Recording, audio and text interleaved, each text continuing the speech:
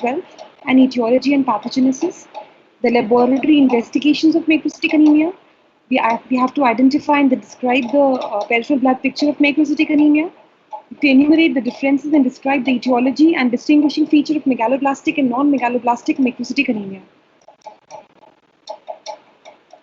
So what is macrocytic anemia and megaloblastic anemia? Macrocytic anemia, as the name is suggesting, it is a big size of an RBC. So it simply means that anemia has to have a mean corpuscular value of more than 100 femtoliters. Okay, so that is the size of the RBC is going to be more than its normal size. So these can be divided into megaloblastic and non-megaloblastic types depending on the marrow findings. So the megaloblastic anemia is characterized by the presence of erythroblast with delayed nuclear maturation megaloblasts in the bone marrow. And the megaloblasts are large and have a large immature nuclei. Okay. So basically, there has to be some problem in the nuclear maturation that we're having a megaloblastic cell. And there is a presence of erythroblast, or you can say the erythrocyte is not formed in a proper way. It is the early immature form of erythroblast, which is because of its presence in the bone marrow and the peripheral smear. We say that not in the peripheral smear will show other features, but the megaloblastic presence in the bone marrow suggests the cause as megaloblastic anemia. Now, the most common theme among the various causes of megaloblastic anemia is an impairment of the DNA synthesis that leads to ineffective hematopoiesis and distinctive morphological changes, including abnormally large erythroid precursor and red cell.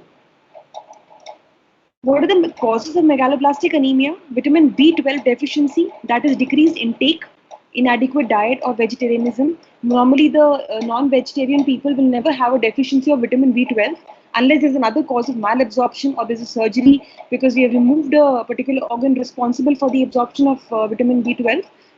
But otherwise, normally in non-vegetarians, we don't have a deficiency. In vegetarians, the content of vitamin B12 in the normal foods is low, so the intake is less. Impaired absorption, that is intrinsic factor deficiency, any factor which is responsible for the absorption of vitamin B12, if there's a deficiency in that, so that will cause megaloblastic anemia. For example, pernicious anemia, gastrectomy, malabsorption states.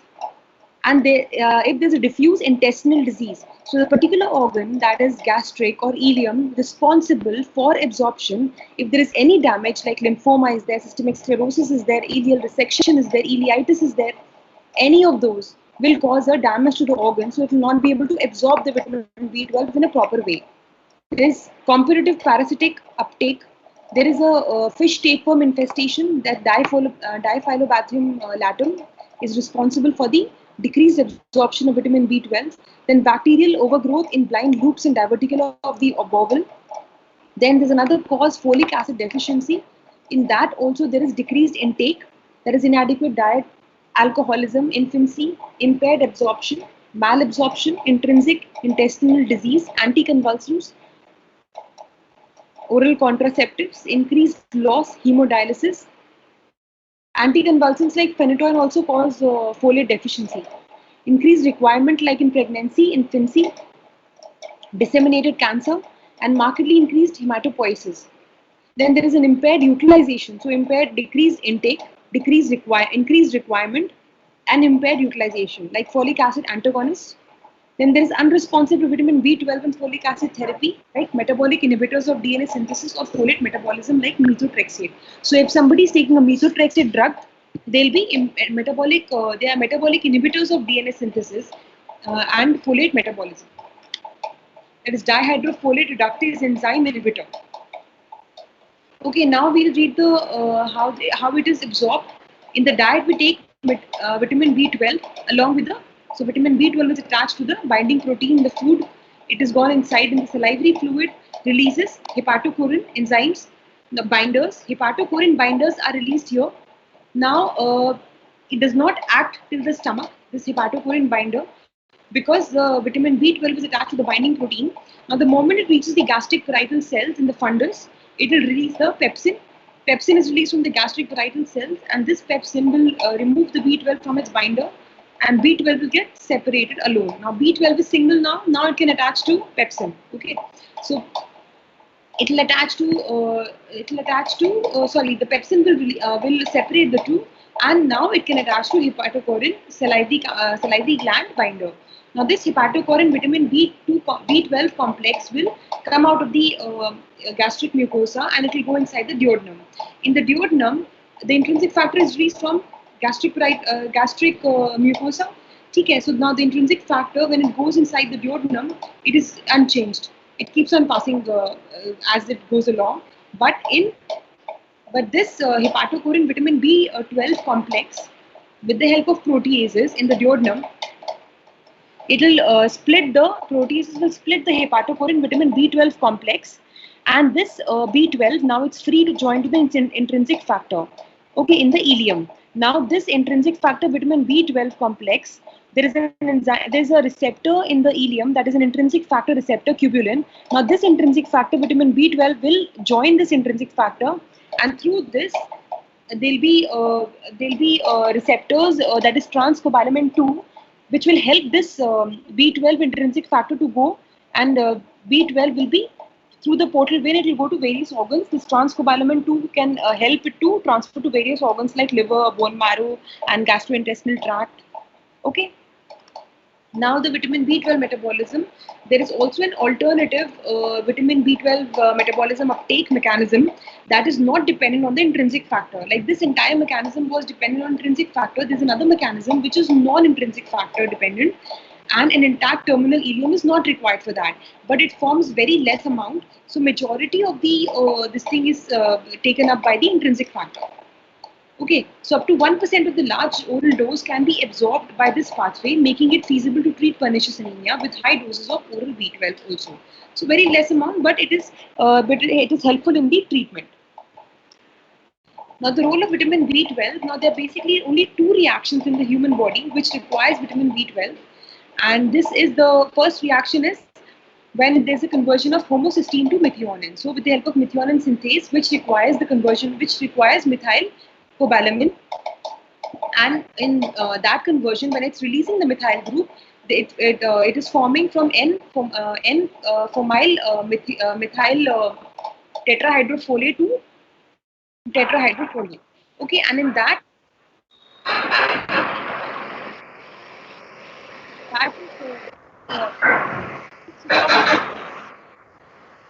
that is converted to formal.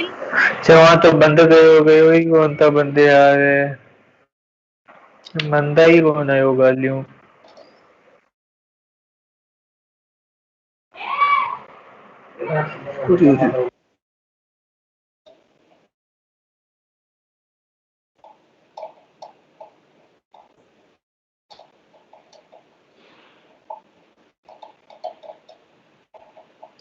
So one reaction is this, in which tetrahydrofolate is converted to N5,10 ethylene tetrahydrofolate, and that will convert uridine monophosphates to thymidine monophosphate, which is useful for conversion into DNA. So DNA formation is impaired if there is a problem in the cobalamin synthesis or there is no cobalamin in the body. So this first reaction, and second is where we require methyl malonyl coenzyme A conversion to succinyl coenzyme A. And if this is not working, or there is no vitamin B12 converting into adenosyl cobalamin, there will be more of methyl malonyl acid, which will damage the nerves and cause its features. Okay, so only two reactions.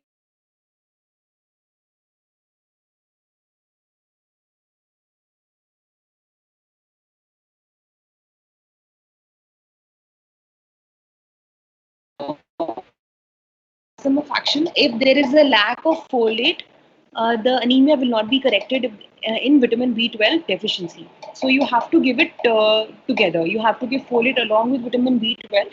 And there's another thing, like if there is a deficiency, there's a megaloblastic anemia. So if the person is taking a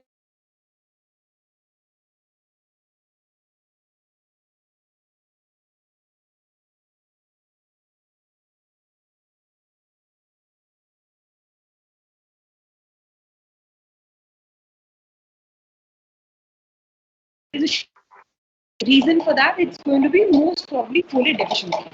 Now this folate में क्या होता है? Now the basically the two pathways, now they are dependent on vitamin B12.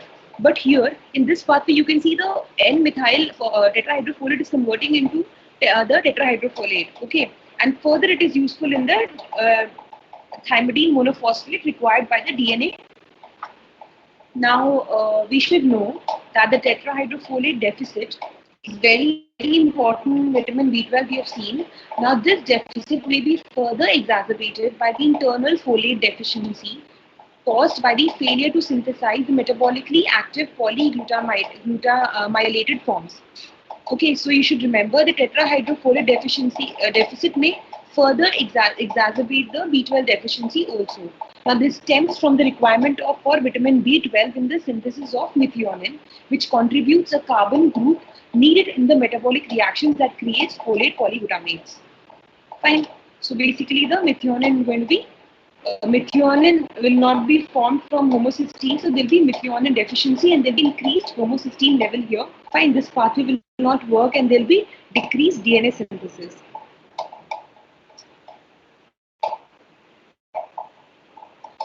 Okay, now what are the neurological changes seen in vitamin B12 deficiency? It leads to the deficiency leads to increased plasma and urine levels of methyl malonic acid. This I told you in that pathway, this enzyme increases, a particular level increases, this acid increases, and this build-up of methyl malonate and propionate, a precursor of methyl malonate, could lead to the formation and incorporation of abnormal fatty acid in the neuronal lipids, because we know that all our axons and all our neurons have lipid in it. So this predisposes to the myelin background. And what is the lipid? It is actually the myelin sheath around the axons. So the myelin will get damaged, and when there is a myelin damage, we know that all this saltatory conduction, everything will be damaged. So the impaired synthesis of methionine will cause an impaired choline synthesis and causing an impaired myelin synthesis. Okay, so they will have neurological manifestations. Now the laboratory diagnosis, how will you perform? How will you test a patient for B12 deficiency? First, the first and foremost and the most easy is the complete blood count. When the patient comes to you, do a peripheral smear. You will see pancytopenia with a high MCV count. That means that there will be pancytopenia means all the lineages, that is WBC, hemoglobin and platelets, they all are going to be reduced and there will be a high MCV. So you will see, see how will you compare an RBC? You compare it with a small lymphocyte. So first look out for a small lymphocyte. You see the surrounding RBCs, they are of the similar size, but you will find the RBCs are going to be larger than the lymphocyte. So you will say this side is increased in the normal size.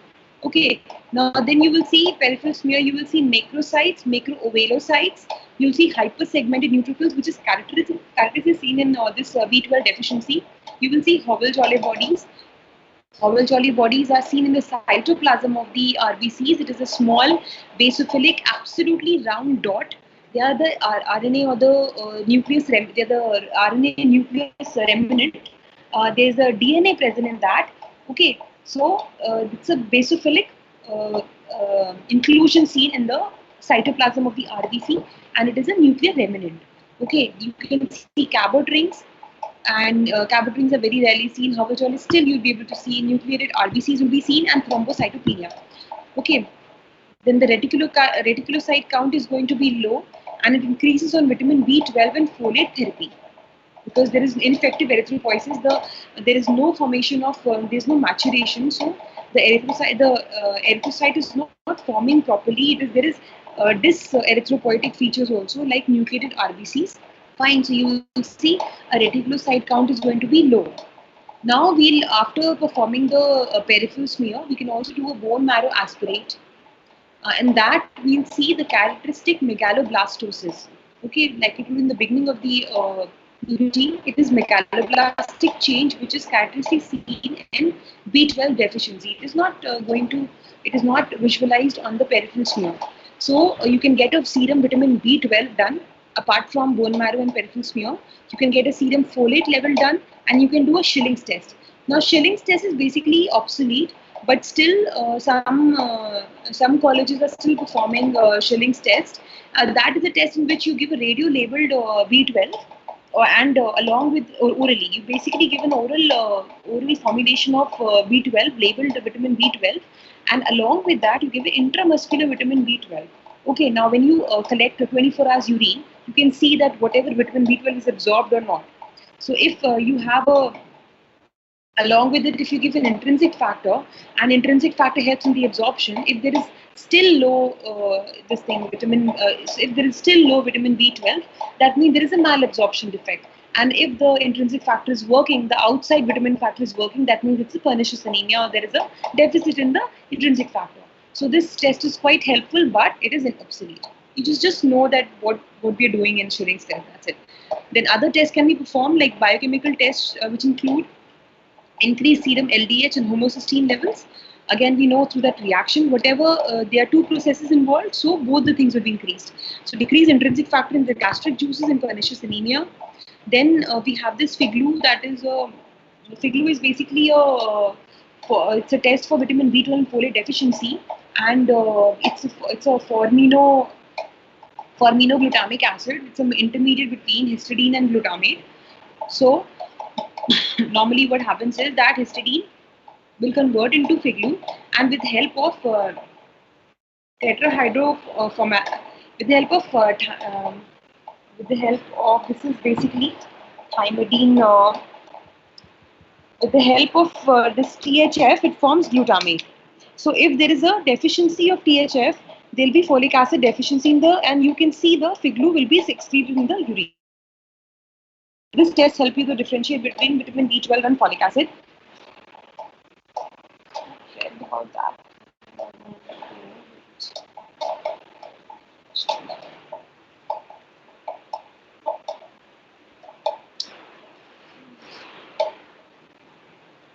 Anyway.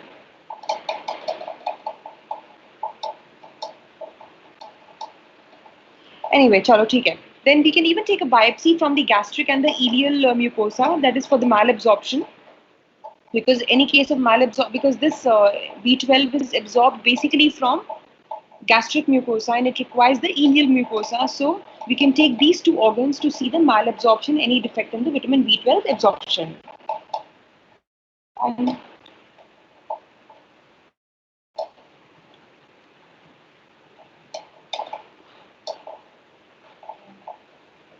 now you can see the peripheral smear finding as such. That is, you can see a hyper-segmented neutrophil here. So how many segments? 1, 2, 3, 4, 5. This is a 5, or you can call it a 6 because there are 2 of them, I think. So basically, you have hyper-segmented neutrophils, that is more than 5. Now, Howell-Jolly bodies, this is a basophilic remnant of DNA. It is seen in the cytoplasm. There is no nucleus in the erythrocyte, but you can say that it's in the cytoplasm of the RBC. This is basophilic stippling.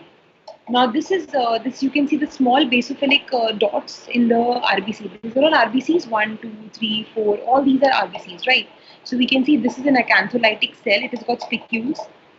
Okay, we can see here. This is the This is what? This is the basophilic structure, Howell-Jolly body, right? Only single. This is an NRBC, nucleated RBC. That means it's immature. It has not been able to mature into a RBC. Fine. It's the first. It's just a previous stage before mature RBC. And this is a polychromatophil. Fine. This two structure is showing the basophilic stippling. Now, basophilic stippling is also RNA, which is there in the cytoplasm, or you can say fragments of ribosomes, and it is there because of the ineffective erythropoiesis occurring in the bone marrow. Now again, this is basophilic stippling. We can identify these are all RBCs. This is a platelet, one single small basophilic structure, the smallest platelet. This is also a platelet, but this one and this one, these two middle in the center of the slide, the two RBCs, which has got the central pallor and surrounded by the small dots, blue colored. This is basophilic stippling. Now the morphology of peripheral smear, that is red cells that are macrocytic and oval. So they are macroovelocytes. They are larger than normal and they contain ample hemoglobin. So most of these macrocytes basically lack the central pallor and they're completely hemoglobinized. So they are not, they are hyperchromic basically. They're not hypochromic, they're hyperchromic. You can see here it's not hyperchromic in this. इसमें नहीं है, but normally you won't see the central payload like this cell. But this is a polychromatic. Yeah, this is like a this is a macrocytic cell, but it is hyperchromic. Like here you can see all these are hyperchromic cells. There is no central payload. Fine. But the MCHC is not elevated. Now marked variation in the size, that is anisocytosis or shape, that is poikilocytosis is seen on the red cells. That is, there will be anisopoikilocytosis. The reticulocyte count is low. The nucleated red cell progenitors occasionally appear in the circulating blood when anemia is severe. Like in this picture, we showed that NRBC is occurring because nucleated RBCs are there, so that means it's a severe megaloblastic anemia. Okay, because it has started appearing because erythroblasts are normally seen in our bone marrow. When the immature precursors start coming in the PBF also, when they start coming in the peripheral smear, that means the megaloblastic anemia is severe. Neutrophils are also larger than normal, that is macro polymorphonuclear and hypersegmented, having 5 or more nuclear lobes instead of 3 to 4 normal. Now the bone marrow, that is very characteristic, and normally vitamin B12 deficiency, we take both the peripheral smear and the bone marrow for diagnosis. So there is a marked erythroid hyperplasia of the bone marrow. The megaloblast demonstrates sieve-like nuclear chromatin. Here you can see so many megaloblasts. See, this is a megaloblast, this is a megaloblast, this is a megaloblast. All these are megaloblasts. And they have a sieve-like chromatin, like channi जैसा chromatin होता है. You can see the space in between, so you can see as if छन्नी की तरह उसमें से पानी डालेंगे तो वो निकल जाएगा नीचे, like that. So it's sieve-like chromatin. Now the early megaloblasts with open chromatin are more than in the late and intermediate megaloblasts. So the early form, that means the early forms are larger. They've got a larger nucleus. Then they have a prominent nucleoli. So they are more commonly seen than the late and intermediate megaloblasts. Okay, now megaloblastoid erythroid precursors with nuclear irregularities and a multinucleated erythroid precursor. So in this picture, you can see that there is a multinucleated erythroid precursor. Now, can you see on top of this slide around 4-5 normal RBCs, right? They don't have a big nucleus. They're normal nucleated RBCs. They're all normal, mature, not non-nucleated RBCs, mature RBCs, okay? Now, compare the cytoplasm of this RBC with the cytoplasm of these erythroid precursors. It's very similar, okay? And this is a bilobe structure, multinucleated erythroid precursor. Now, the giant myeloid precursors will be seen. Now, we have seen that there is a problem in the RBCs, right? So, we have this erythropoiesis in RBCs. We have immature forms, we have erythroblasts, we have nucleated RBCs. Okay, but the myeloid component is not spared. मतलब WBC का जो part है वो भी spare नहीं हुआ है. There is pancytopenia, right? Hemoglobin involved हो गया, आपका WBC भी involved होगा, so there will be this myelopoiesis also. Okay, so there will be myeloblast. There is going to be a promyelocyte. This is the myeloblast, right? You can see it's like blast. It's like a malignant cell because the nucleus is covering most of the cell. This is a promyelocyte because there is so many granules in the cytoplasm, so it is a promyelocyte. Fine. You can call this a myelocyte because the granules are becoming less, right? And this is the mature neutrophil. In this third picture, you can see a mature neutrophil along with a lymphocyte.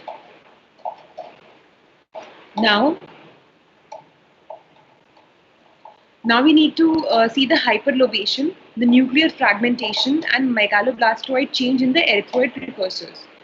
So here you can see a megaloblastoid change in the erythroid precursor.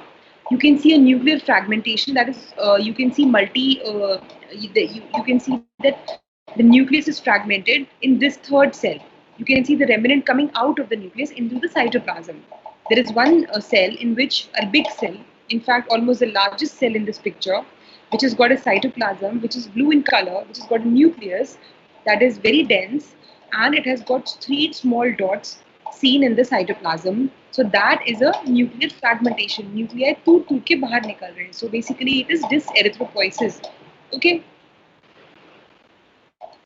Now the bone marrow will be markedly hypercellular. There will be a lot of cells more than required in the marrow. There will be hypercellular for age. Okay.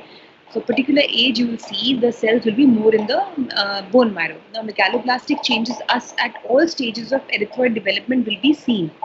So you will see a pro-erythroblast, you will see a megaloblastic change in a pro-erythroblast, an erythroblast, and all the stages of erythroid development. The most primitive cells, that is pro-megaloblast, okay, that is the platelet for platelet. Okay, we can see that the most primitive cell is a wait.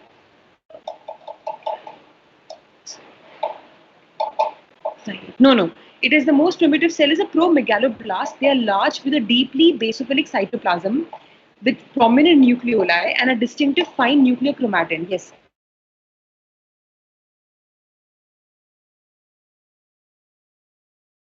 Megaloblast also, which is characteristic seen in this B12 deficiency, and it is going to have a basophilic cytoplasm and a very prominent nucleoli. So it is comparable to a pro-erythroblast. Okay, an early stage of erythroblast, which is showing the megaloblastic change. So they are pro-megaloblasts.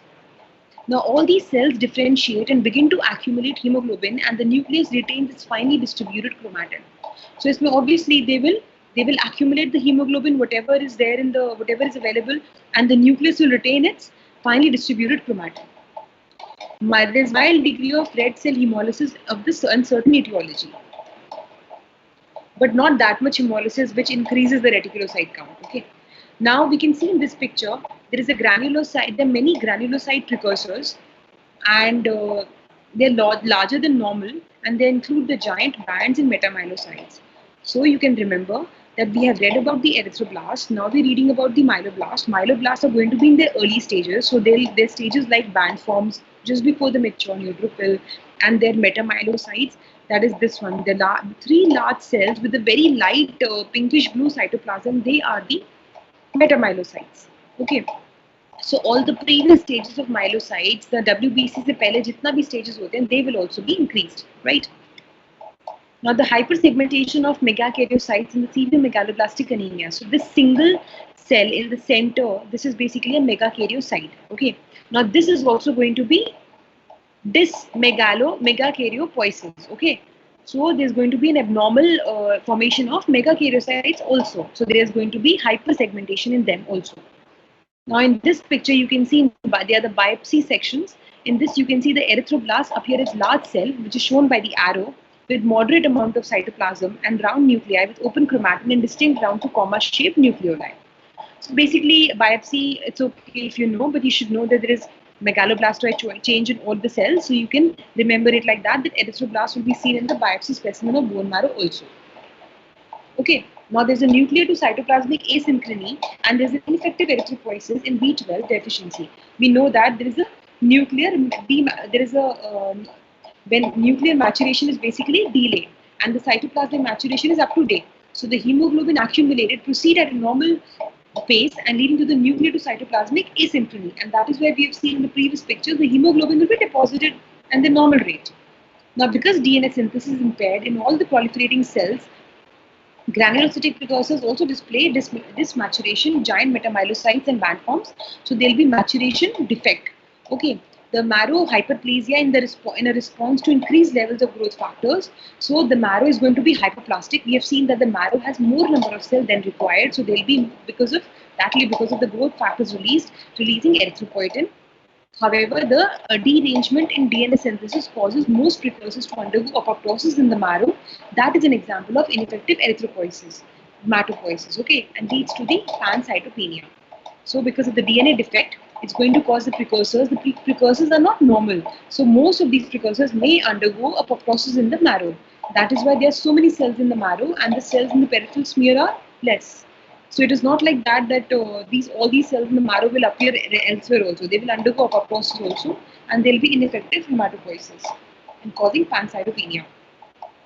Now pernicious anemia is a specific form of megaloblastic anemia caused by the autoimmune gastritis that impairs the production of intrinsic factor. So there is no intrinsic factor, there is no absorption. So autoimmune gastritis is the most important cause of megaloblastic anemia because of intrinsic factor, which is required for vitamin B12 uptake from the gut.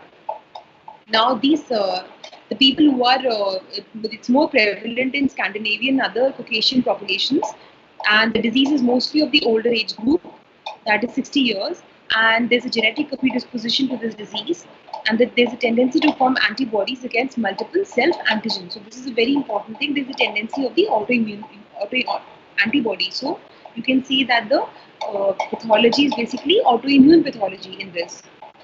Fine. So an autoimmune attack on the gastric mucosa, which is very important. So this is the main cause of pernicious anemia. On microscopy, chronic atrophic gastritis. So this is a characteristic line of pernicious anemia. On microscopy, you'll see a chronic, you'll see a trophic gastritis. So itis is for inflammation. So you'll see a lot of inflammatory cells. What type of inflammatory cells? Inflammatory cells, you'll see chronic. So you'll see lymphocytes, and atrophic. So there's going to be a loss of parietal cells. So it is marked by the loss of parietal cells and the prominent infiltrate of lymphocytes, plasma cells, and megaloblastic changes in the mucosal cells, similar to those found in the erythroid precursors. Now, the three types of antibodies seen, not in all patients. Type 1 antibody, which is seen in most of the patients and most of the places. So type 1 antibody is 75% that blocks the binding of the vitamin B12 to the intrinsic factor. So till ileum, okay. So both in the plasma and the gastric juice. Type 2 antibodies prevents the binding of the intrinsic factor to the ileal receptor. Fine, that receptor which was there, which bonded with it was tubulin. So that is a receptor will not bind. So type 2 antibodies against that. Fine. Type 3 antibodies, this is in 85 to 90%. It recognizes the alpha and beta subunit of the gastric proton pump, which is normally localized to the microvilli of the canalicular system of the gastric parietal cell, which is non-specific. Fine. So gastric will have 2 antibodies, and ileal will have this type 2 antibodies is only there in the ileum. Now, autoantibodies, that is, are of diagnostic utility, but they are not thought to be the primary cause of the gastric pathology. So these autoantibodies are important. They are a cause, but not the primary cause. The primary cause is the autoreactive T cell response that initiates the gastric mucosal injury and triggers the formation of autoantibodies. Now, when the mass of intrinsic factor secreting cells falls below the threshold, so when you have a low threshold of intrinsic factor and reserves of the stored B12s are depleted, anemia develops. Fine. The common association with other autoimmune disorders is definitely present, like all autoimmune diseases, they all occur together. साथ में ही आते हैं सब. So autoimmune thyroiditis, adenoitis is also there, linked to the genetic variants involving the inflammasome, suggesting the role of altered innate immunity. Now there's a gastric atrophy, which is autoimmune etiology.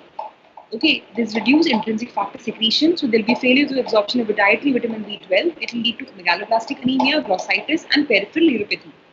Okay. Now the morphology, basically we know the characteristic features, that is the diffuse chronic gastritis. So the most characteristic alteration is fundic gland atrophy. So the fundus will be atrophy affecting both the chief and the parietal cells. Fine, there will be no chief cells, there will be no parietal cells. So the intrinsic factor will not be released. So metaplasia is there. You can, if you take a biopsy from the from the gastric fundus, you will see that the glandular lumen will be not like gastric. It's going to be like intestinal epithelium. So it's going to be more of intestinalization of the gastric mucosa. Then there'll be megaloblastic change analogous to that seen in the marrow. So wherever there's going to be megaloblastic anemia, the cells are going to be very similar. They're going to become large. So bone marrow large cells, peripheral smear large cells but hypersegmented. Okay, RBCs are going to be big but not megaloblastic change. Okay, and even in the organs, wherever you're taking the biopsy from, it's going to show a analogous change. Fine, there'll be shiny glazed beefy tongue because of atrophic glossitis. Like there'll be atrophic gastritis, there's going to be atrophic glossitis also in this. The gastric atrophy and the metaplastic changes are due to autoimmunity and not vitamin B12 deficiency. Hence the parenteral administration, this is a very important line. So if you give the vitamin B12, it corrects the megaloblastic changes in the marrow. It will correct it because vitamin B12 is responsible, so marrow to theek ho jayega. And the epithelial cells of the alimentary tract, but the gastric atrophy and the achlorhydria will persist. Okay. So जो gastric उसमें change आ रहा है ना वो रहेगा even if you give the vitamin B12.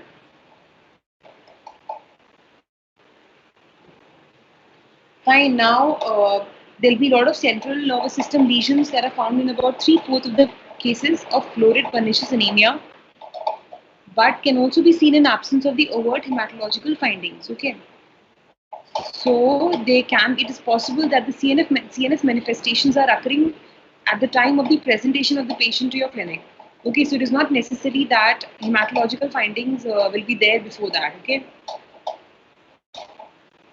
The principal alterations involve the cord, where there is demyelination of the dorsal and the lateral spinothalamic tracts, sometimes followed by the loss of axons.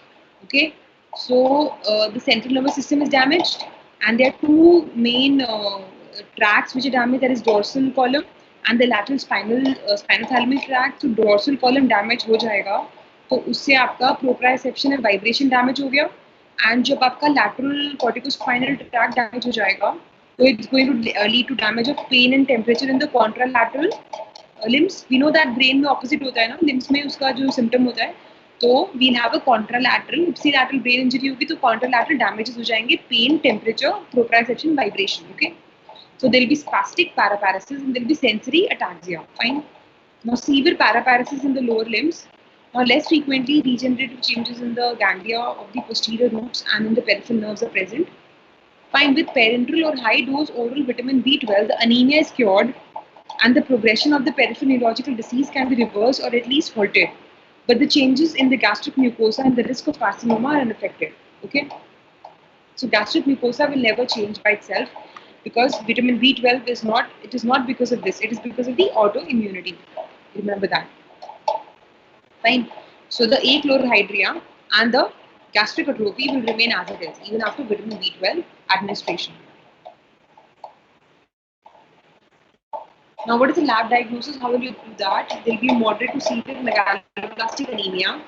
Then there will be leukopenia with hypersegmented granulocytes. There's going to be leukopenia. Okay, there will be hypersegmented neutrophils. Then there will be low serum vitamin B12 and normal to increased folate levels. Fine, because folate में तो कोई problem नहीं आ रही है. It's only the absorption. Even the absorption of vitamin B12 is defective. So there will be low serum vitamin B12. Fine. Elevated levels of homocysteine and methyl malonic acid. That is because of those enzymes which require vitamin B12. And the diagnosis is confirmed by the outpouring of reticulocytes, and there will be increase in the reticulocytes and increase in the hematocrit levels after 5 days of parenteral administration of vitamin B12. ठीक है. Now, lab diagnosis में you will do the serum antibodies to intrinsic factor which are highly specific. Now, their presence tests the test to the cause rather than the presence or the absence of vitamin B12 deficiency. So, serum antibodies, the one which you have read about, which is not the main cause, it is effective for diagnosing the pernicious anemia. Okay. Then the elevated homocysteine levels, the risk factor for atherosclerosis and thrombosis. Okay, elevated homocysteine level, that is a risk factor for atherosclerosis and thrombosis. So that is effective for lab diagnosis again. Then there's another obsolete test, that is Schilling's test. Now the standard method to diagnose pernicious anemia is Schilling's test, I told you. So this is obsolete, but still some colleges are doing so. You can read about it, or you can see. You can see that at first a large dose of unlabeled vitamin B12 is given intramuscularly, and the purpose of this intramuscular cold B12 is to saturate the vitamin B12 binding sites in the serum, and thereby flush all the orally absorbed vitamin B12 into the urine, where it can be measured. So then, at the same time as intramuscular vitamin B12, radio-labeled cobalamin is given orally. So first we are giving intramuscular and then we are giving orally, so that we can first we can saturate the sites, and then whatever we are giving orally, for that we can test. And the urine is collected after 24 hours. The amount of radioactivity in the urine indicates how much B12 was absorbed orally. Fine. So this is not required by you. I took it from somewhere, but okay. Now, folate sources, humans are entirely dependent on dietary sources for their folic acid requirement, which is 50 to 200 microgram daily. The richest sources, we know that green vegetables, lettuce, spinach, broccoli, and the best is to be, this is from vegetarian sources. The folic acid is in these foods is largely in the form of polyl polyglutamates. Polyglutamates are sensitive to heat. Boiling, steaming, and frying of food at about 5-10 minutes destroys 95%. So normally it should take a boiled food, but yeah. Intestinal conjugates split the polyglutamates into monoglutamates that are readily absorbed in the proximal duodenum. Fine. During the intestinal absorption, 5-methyl tetrahydrofolate, the normal transport form of folate. The body's reserves of folate are relatively modest, and a deficiency can rise within weeks to months if intake. And the folate deficiency is very sensitive. Its deficiency will be visible, or it can be identified within weeks and months. Absolutely opposite to that of wheat B12. Okay. So this is the reaction which requires tetrahydrofolate and this homocysteine conversion to methionine. We know that homocysteine requires B6, which is important for cysteine formation. This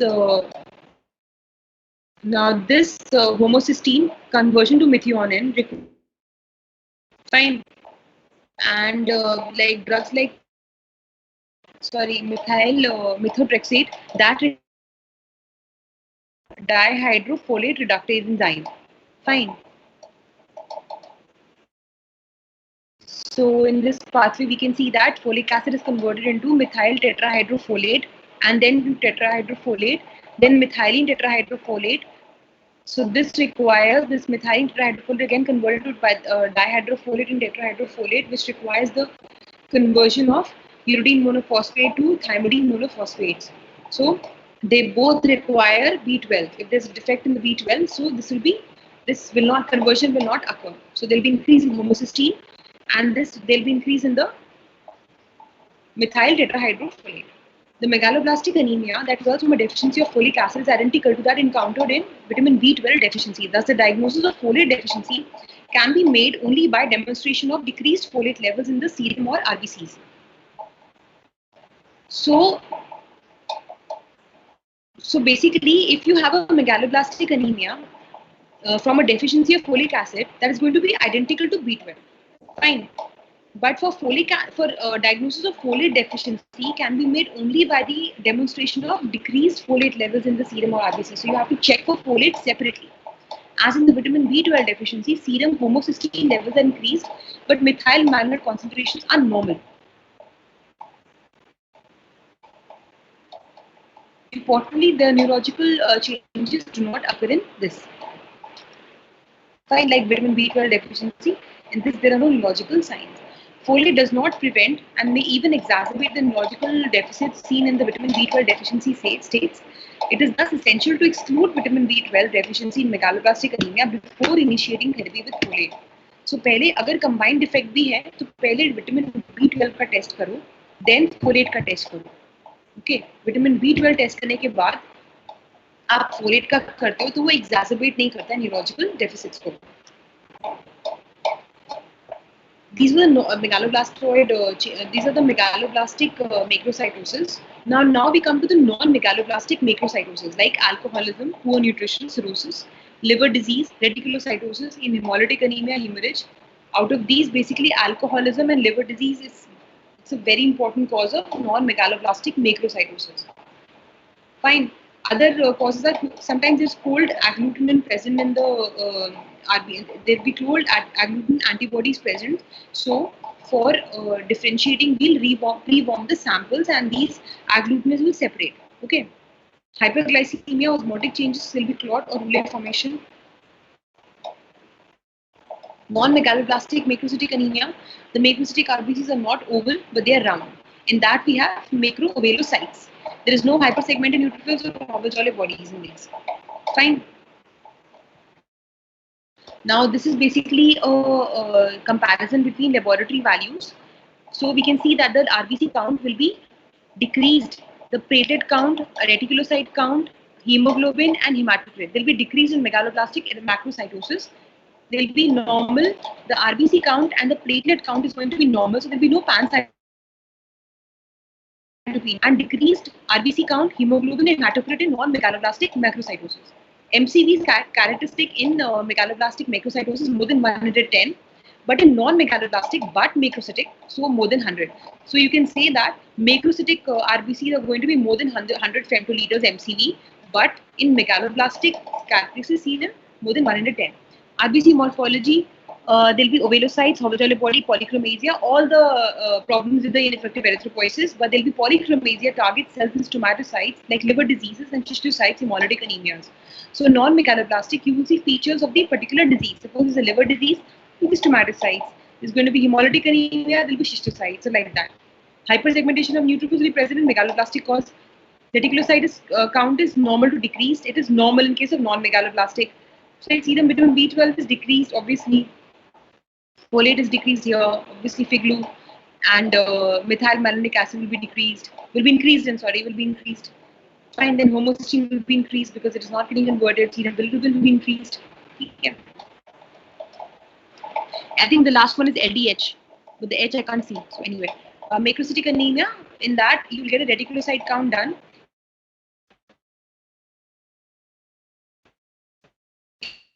If there is a reticulocyte,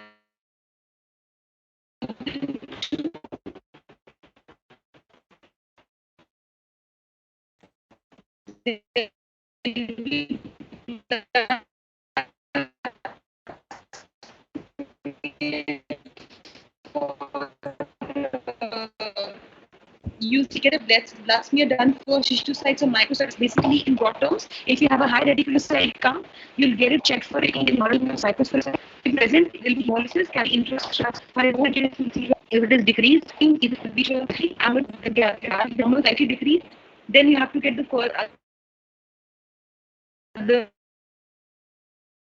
further drug inhibition test, function test done for WBC platelet counts if they are decreased or normal, and if they are decreased.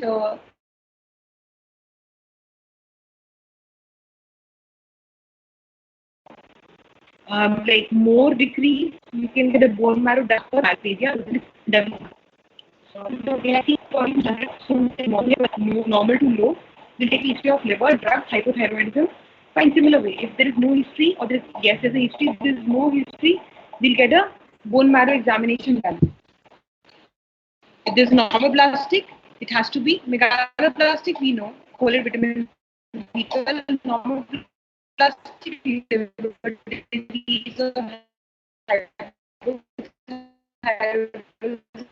is other some other macrocystic anemia. If there's a myelodysplasia, segmented polymorphonuclear leukocytes, pancytopenia, scatopenia, then bone marrow with a low ME ratio, that is myeloid to erythroid ratio.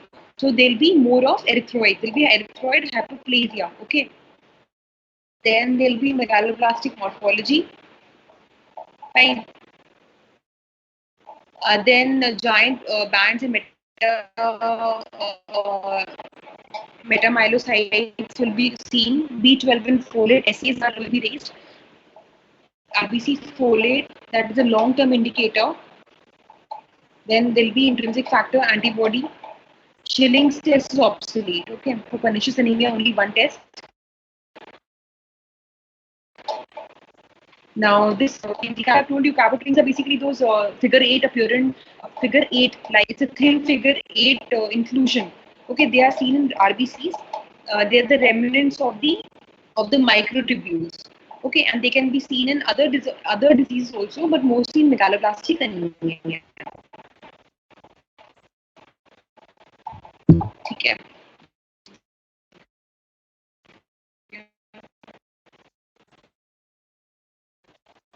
Fine. Then